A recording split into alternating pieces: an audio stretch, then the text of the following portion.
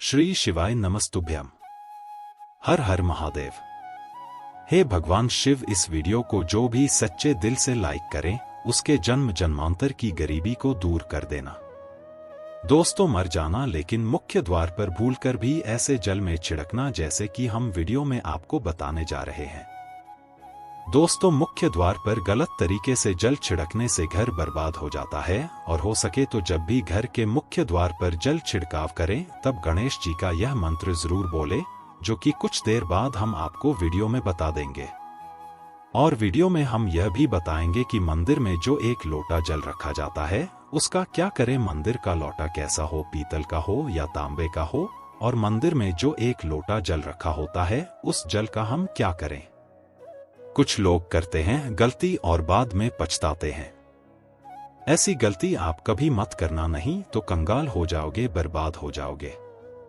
मंदिर में एक लोटा जल ऐसे कभी मत रखना। दोस्तों, कुछ लोग यहाँ पर ऐसे भी होंगे जो इस वीडियो को बीच में ही छोड़ देंगे। अगर इस वीडियो को आपको देना ही है तो अभी छोड़ना देना, परंतु गणेश जी भगवान का अपमान मत करना। वीडियो को अधूरा छोड़कर है, इसलिए आपको घर के मुख्य द्वार पर जल कैसे छेद देखना है। इस कार्यविधि को पूरा ही देखें, आधा अधूरा ने से समझ लेना आप भगवान का अपमान कर रहे हैं। दोस्तों, बहुत समय से आप लोगों के प्रश्न आ रहे हैं कि मुख्य द्वार पर जल छिड़कने का सही समय क्या होता है और सही विधि क्या होती है, किस समय हमें जल्द छिड़कना चाहिए और क्या मुख्य द्वार पर जल छिड़कने के लिए स्नान करना आवश्यक है या बिना स्नान किए भी मुख्य द्वार पर जल का छिड़काव किया जा सकता है, झाड़ू लगाने से पहले या फिर जादू लगा आने के बाद जल्द छिड़कना चाहिए। और एक और प्रश्न आया है कि क्या पीरियड्स में हम अपने घर के मुख्य द्वार पर जल का छिड़काव कर सकते हैं या मुख्य द्वार पर दीपदान कर सकते हैं। और जल्द ही जुड़ा हुआ एक और प्रश्न है आपका कि मंदिर में जो प्रतिदिन हम एक लोटा जल रखते हैं उस जल का हमें क्या करना चाहिए, किस प्रकार प्रयोग करना चाहिए। क्या हम उसे खाने में प्रयोग कर सकते हैं या फिर हम किसी पौधे में डाल सकते हैं। उस जल का उपयोग किस प्रकार से होना चाहिए। और कुछ लोगों का कहना यह है कि जब हम मुख्य द्वार पर जल छिड़कते हैं तो घर के अंदर की तरफ से जल छिड़के या घर के बाहर की तरफ से जल का छिड़काव करें। इसके बारे में कई लोग शंका में है। आज यह शंका भी दूर हो जाएगी। और मुख्य द्वार पर जल छिड़कने से संबंधित आपका अगला प्रश्न है कि कई ऐसे लोग हैं जो कि फ्लैट में रहते हैं, कुछ ऐसे लोग हैं जो कि किराए के मकान में रहते हैं, एक ही कमरे में रहते हैं, तो उन्हें अपने घर पर मुख्य द्वार पर दीपदान किस प्रकार से करना चाहिए, जल कहाँ छिड़कना चाहिए। मतलब वह इस जगह को मुख्य द्वार मानकर वहां पर मुख्य द्वार से जुड़े हुए उपाय करें। तो आज की वीडियो पूरी तरह से आपके प्रश्नों पर ही आधारित है। मुख्य द्वार पर जल छिड़कने का सही समय क्या होता है और सही विधि क्या होती है। तो देखिए, अगर आप मुख्य द्वार पर जल छिड़कते हैं तो आपको ध्यान रखना है कि जल आप एक दिन पहले ही, मतलब रात को सोने से पहले, एक पात्र में कोई भी आप पात्र ले सकते हैं। जैसे कि आप एक तांबे का भी पात्र ले सकते हैं। तांबे का न हो तो आप पीतल का ले सकते हैं, स्टील का ले सकते हैं, चांदी का ले सकते हैं। जो भी पात्र आपके पास उपलब्ध हो, एक लोटे में थोड़ा सा गंगा जल डाल दीजिए और उसके ऊपर शुद्ध जल भर दीजिए। और हाँ, गंगा जल न हो तो भी परेशान होने की आवश्यकता नहीं है, सिर्फ शुद्ध जल से भी आप पात्र को भर सकते हैं। और उस जल से भरे पात्र को अपने घर की रसोई में रख दीजिए। अब जैसे कि आप अगले दिन सुबह उठकर इस जल का छिड़काव अपने घर के मुख्य द्वार पर करेंगे। अब बहुत से भक्तों के प्रश्न आए हैं कि क्या हम स्नान से पहले यह जल छिड़क सकते हैं या फिर स्नान करना आवश्यक है। देखिए, मुख्य द्वार पर जो सुबह सवेरे सबसे पहले जल छिड़का जाता है, जैसे कि जो रसोई में रखा हुआ जल होता है, यह एक तरीके से उपाय के तौर पर किया जाता है। दोस्तों, घर में किसी भी प्रकार की परेशानी हो, किसी भी प्रकार के दुख दर्द रहता हो, गरीबी हो या फिर कलह क्लेश बहुत अधिक रहता है, मतलब किसी भी प्रकार की नकारात्मक ऊर्जा से परेशान है, कुछ समय से परेशानियों में ही गिरे हुए हैं, तो ऐसे में घर की रसोई में रखा जाता है और यही जल घर के मुख्य द्वार पर सुबह उठकर चढ़ाया जाता है। इस जल का छिड़काव से आपके घर की कोई भी परेशानी हो बहुत शीघ्र समाप्त हो जाती है। इस उपाय को करने से आपके घर में सुख समृद्धि आती है, कलह क्लेश से भी मुक्ति मिलती है। बीमारियों से भी मुक्ति मिलती है। मतलब देखिए, किसी भी प्रकार की मानसिक परेशानी हो, शारीरिक परेशानी हो, आर्थिक तंगी हो, या आपके घर में कोई वास्तु दोष हो, किसी भी प्रकार का ग्रह दोष हो, जैसे कि कई बार ऐसा होता है कि कई लोगों के ऊपर कई प्रकार के बुरे ग्रह दोषों का प्रभाव होता है, जिसकी वजह से घर में परेशानियां हमेशा बनी रहती है। तो ग्रह दोषों के प्रभाव से भी आपको मुक्ति मिलती है। वास्तु दोष और पितृ दोष भी समाप्त होता है। इसके साथ ही जैसे कि बहुत से लोगों के प्रश्न होते हैं कि उनके ऊपर किसी ने कुछ कर करा दिया है, उनके परिवार में किसी भी प्रकार की पहले कोई परेशान नहीं थी, लेकिन अभी कुछ समय से परेशानियां लगातार आती ही जा रही हैं और कोई रास्ता नहीं मिल रहा है। परेशानी से निकालने का तो किसी के भी किए कराए तंत्र मंत्र का प्रभाव, किसी की बुरी नजर का प्रभाव हो तो भी आपके इस उपाय से, मतलब इसे एक लोटा जल से, आपकी परेशानी स्वतः ही कुछ दिनों में समाप्त हो जाती है। तो यह घर की सभी परेशानियों से मुक्ति पाने का रामबाण और सबसे सरल, सबसे आसान उपाय होता है, जो हमारे शास्त्रों में वर्णित है। तो आप अपने घर की रसोई में एक लोटा जल रखें, रात में भरकर, और प्रातः काल जल्दी उठकर उसी जल से अपने घर के मुख्य द्वार पर छिड़काव कीजिए। अब जैसे कि बहुत से लोगों के प्रश्न आते हैं कि यह जल हमें किस अपने घर के मुख्य द्वार पर छिड़कना चाहिए, तो देखिए, सुबह सूर्योदय होने से पहले इस जल का छिड़काव आपके घर के मुख्य द्वार पर हो जाना चाहिए। आप चाहें इसके बाद आप शुद्ध जल से, मतलब किसी भी दूसरे जल से अपने घर के मुख्य द्वार को धोते हैं तो कोई समस्या नहीं है, लेकिन इस जल का छिड़काव घर के मुख्य द्वार पर सूर्योदय होने से पहले हो जाना चाहिए। अब दोस्तों, जैसे आपका अगला प्रश्न है कि क्या हमें स्नान करके इस जल का छिड़काव अपने घर के मुख्य द्वार पर करना चाहिए या फिर बिना स्नान किए भी कर सकते हैं। देखिए, ये जो हम जल छिड़कते हैं, मतलब यह एक उपाय होता है, तो इसे हम स्नान करने के बाद नहीं करते हैं। सुबह जल्दी उठते हैं और उठकर सबसे पहले घर की रसोई में जाएंगे, उसके बाद उस जल को लेकर अब घर के मुख्य द्वार पर जाएंगे। मुख्य द्वार खोलकर, मतलब मैन गेट खोल दीजिए, और उसके बाद मुख्य द्वार पर इसी जल का छींटा दीजिए, छिड़काव कर दीजिए, और जल का छिड़काव करते समय अपने पितरों का ध्यान कीजिए, मां लक्ष्मी का ध्यान कीजिए, क्योंकि कहा जाता है कि सुबह सुबह मां लक्ष्मी प्रत्येक द्वार पर आती है, सबके द्वार पर आती है। जिनके भी द्वार खुले होते हैं, जिनके घर में जल का छिड़काव मुख्य द्वार पर हुआ रहता है, उसके घर में प्रवेश कर जाते हैं।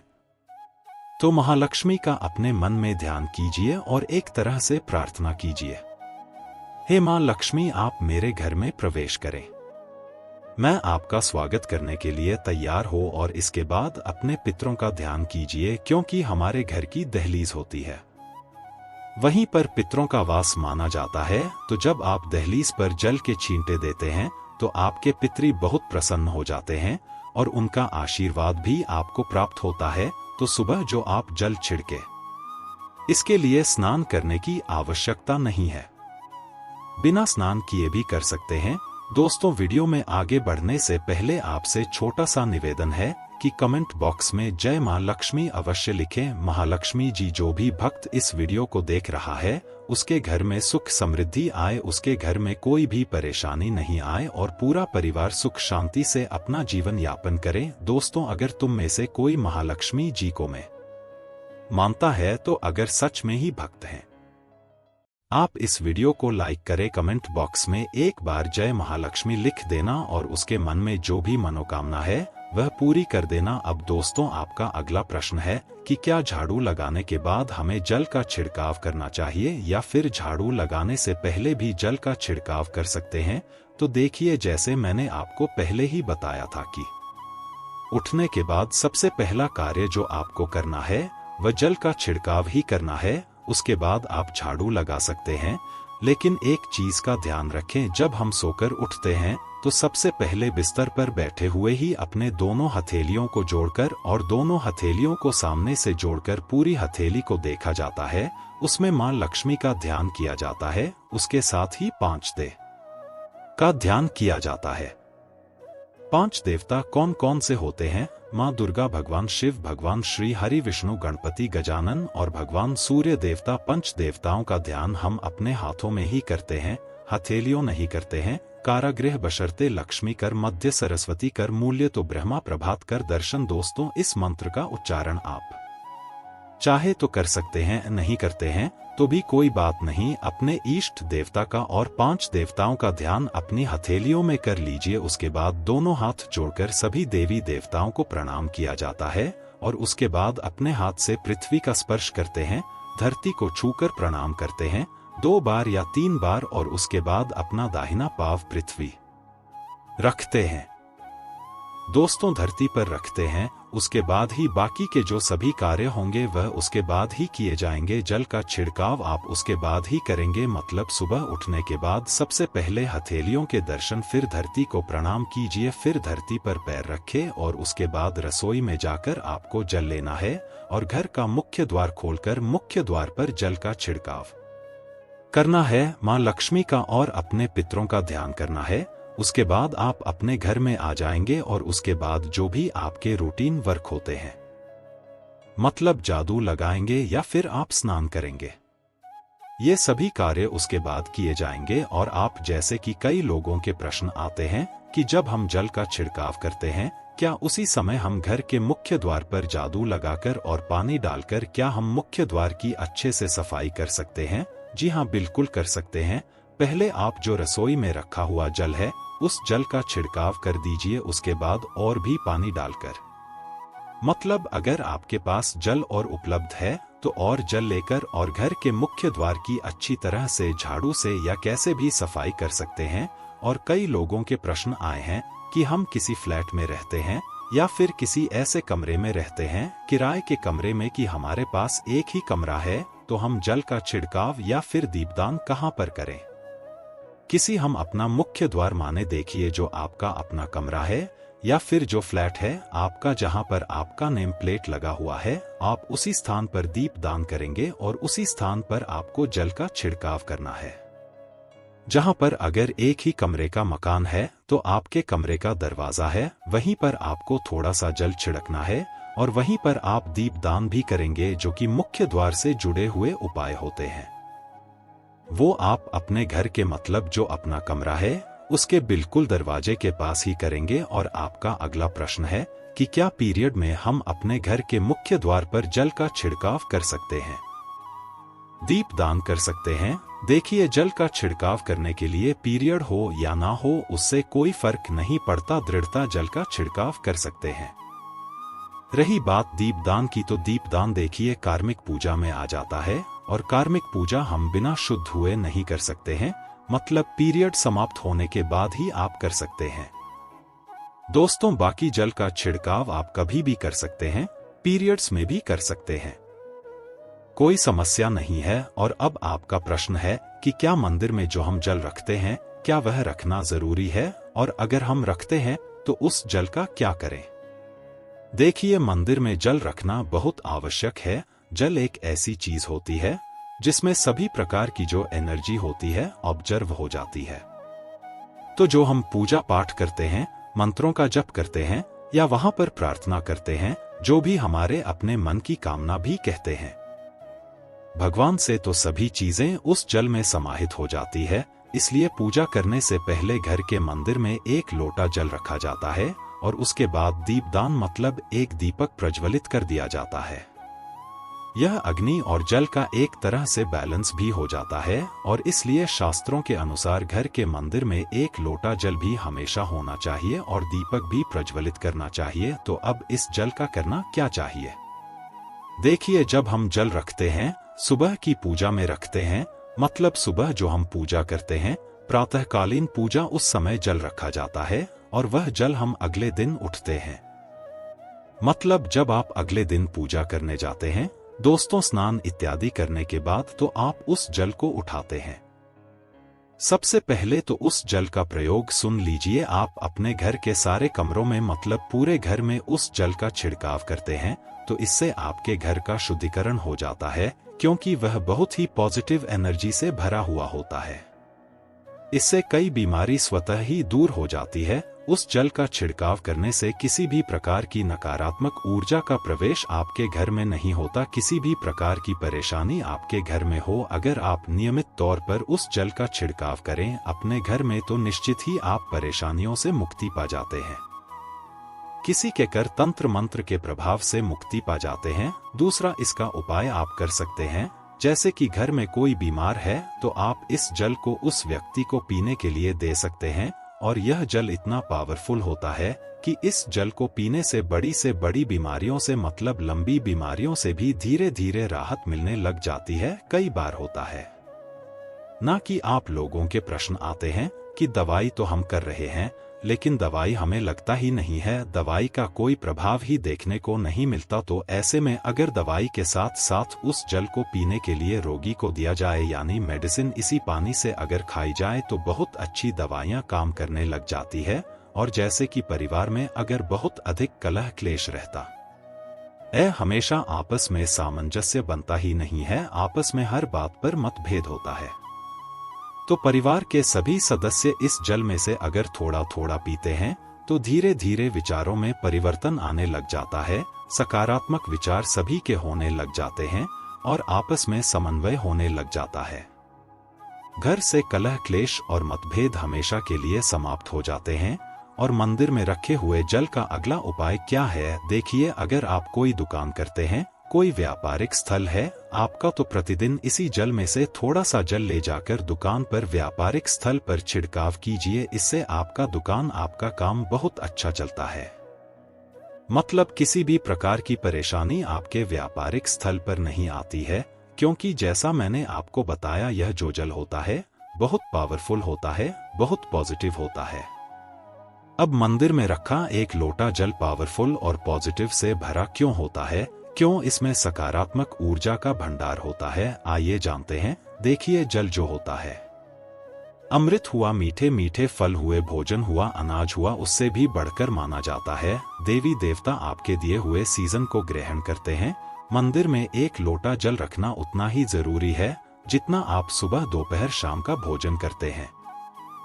जब हम भगवान की पूजा करते हैं और तांबे के पात्र में या पीतल के पात्र में एक लोटा जल जरूर रखते हैं। जल जो होता है सागर रूपी होता है और यही सागर आपकी नैया पार लगता है। मंदिर में एक लोटा जल रखने का कारण एक और यह होता है कि जो लोग भगवान को डेली भोजन नहीं करा सकते हैं, तो वह मंदिर में एक लोटा जल रखते हैं ताकि भगवान इसे ग्रहण करें। और यह जल रूपी प्रसाद इसके अगले दिन यह सुबह के समय आप प्रसाद समझकर ग्रहण करें। लेकिन याद रहे, मंदिर में रखा लोटा जल कभी भी तुलसी में अर्पित नहीं करना चाहिए। उसके लिए आप अलग से तांबे के पात्र से तुलसी में जल अर्पित कर सकते हैं, क्योंकि यह जल सभी देवी देवता ग्रहण करते हैं, तो इसीलिए तुलसी में डालना वर्जित है। लेकिन हाँ, अगर आपके घर में लड्डू गोपाल है, राधा कृष्ण है और आप एक लोटा जल उनके लिए अर्पित करते हैं, तो आप अगले दिन यानी सुबह के समय बहुत जल्द तुलसी में चढ़ा सकते हैं।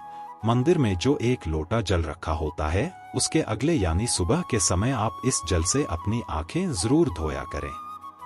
इससे आंखों में रोशनी बढ़ती है और आंखों में जितनी भी बीमारी आ जाती है बहुत दूर होती है। शास्त्रों के अनुसार जो लोग मंदिर में एक लोटा जल भरकर नहीं रखते, तो उनके घर में अकाल पड़ जाता है, घर कंगाल हो जाता है, बर्बाद हो जाता है, परिवार में मुसीबतें आ जाती है और गरीबी का आगमन हो जाता है। आप चाहे तो एक लोटा जल में पुष्पादि डालकर रख सकते हैं, में बहुत ही शुभ माना जाता है। मंदिर में जो जल रखा जाता है उससे हम और क्या क्या कर सकते हैं, आइए जानते हैं। तो इस जल का छिड़काव करने से बहुत सारी परेशानियां स्वतः ही समाप्त हो जाती है। जैसे अगर आपकी दुकान पर किसी की नजर लगी है, बहुत से लोगों के प्रश्न आते हैं कि हमारे काम को किसी ने बांध दिया है, मतलब किसी की बुरी नजर लग गई है कि पहले तो दुकान बहुत अच्छी चलती थी अब नहीं चल रही है। तो आप इस उपाय को कर सकते हैं, निश्चित ही बहुत जल्द ही आपको परेशानियों से मुक्त मिल जाती है और दिन दुगनी रात चौगुनी आपके व्यापार में तरक्की होती है। और हाँ, मंदिर में रखे हुए जल को आप अपने घर की रसोई में खाना बनाने में, पीने में भी प्रयोग कर सकते हैं। लेकिन खाना बनाने में प्रयोग तभी कीजिए जबकि आपके घर में बिल्कुल सात्विक भोजन बनता हो, मतलब लहसुन प्याज अगर आपके घर में बनता हो तो खाना बनाने में इस जल का प्रयोग नहीं किया जा सकता है। फिर आप इस जल को थोड़ा थोड़ा परिवार के सदस्य मिलकर ग्रहण कर सकते हैं और बचे हुए जल को आप अपने घर में पौधों में डाल सकते हैं। तो देखिए, ऐसा नहीं है कि मंदिर पर रखा हुआ जल बेकार होता है, किसी काम का नहीं होता है। बहुत सारे उपयोग इस जल के होते हैं। अगर हम सही तरीके से प्रयोग करें तो अपने जीवन की बहुत सारी परेशानियों का समाधान मात्र इस एक लोटा जल से हम कर सकते हैं। तो ध्यान रखें कि मंत्रों से अभिमंत्रित जल बहुत महत्वपूर्ण होता है, बहुत शक्तिशाली होता है और हमारे घर के मंदिर पर रखा हुआ जल देवताओं का आशीर्वाद होता है, क्योंकि पूरे समय वह देवताओं के पास होता है। देवी देवता वहां पर रहते हैं, तो उस जल में हर प्रकार की शक्ति समाहित होती है, जो कि सकारात्मक शक्तियां होती हैं। और इस जल का प्रयोग अगर हम सही तरीके से करते हैं, मतलब उसको पीने में करते हैं, खाना बनाने में करते हैं, घर में जल का छिड़काव करने में करते हैं, तो इससे हमारी समस्याओं का समाधान होता है।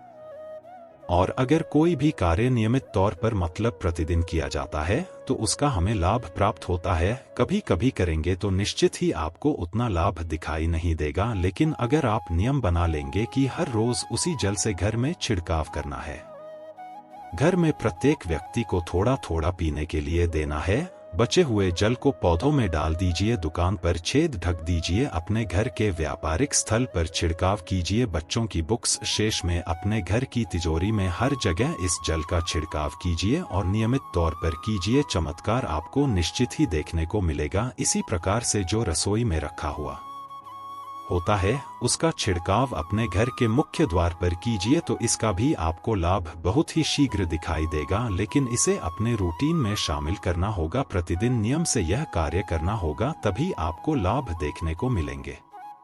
और हाँ, कई लोगों के प्रश्न आते हैं कि मंदिर पर जो रखा हुआ जल होता है, तो जब हम अगले दिन उठाते हैं तो उसमें कई बार कुछ चीजें प्यार आ जाती है, कोई कीड़े मकोड़े पड़ी जाते हैं, क्योंकि खुला होता है। तो क्या हम उसे ढक सकते हैं? जी हाँ, बिल्कुल ढक सकते हैं। जब आप पूजा करते हैं सुबह के समय, तो जब तक पूजा कर रहे हैं, जब तक मंत्रोच्चारण कर रहे हैं, तब तक जल खुला रखें। और उसके बाद जैसे कि आप पूजा पर से उठते हैं, तो इससे पहले जल को किसी भी प्लेट से या कटोरी से ढक दीजिए। फिर जब आप अगले दिन उस जल को उठाएंगे तो बिल्कुल शुद्ध और साफ सुथरा जल आपको मिलेगा और उस जल का प्रयोग आप अपने किसी भी कार्य में कर सकते हैं। और दोस्तों, आप जब भी घर के मुख्य द्वार पर जल्द छिड़काव करें तो गणेश जी भगवान का यह मंत्र जरूर बोले, ओम गणपते नमः। और जो हमने आपको वीडियो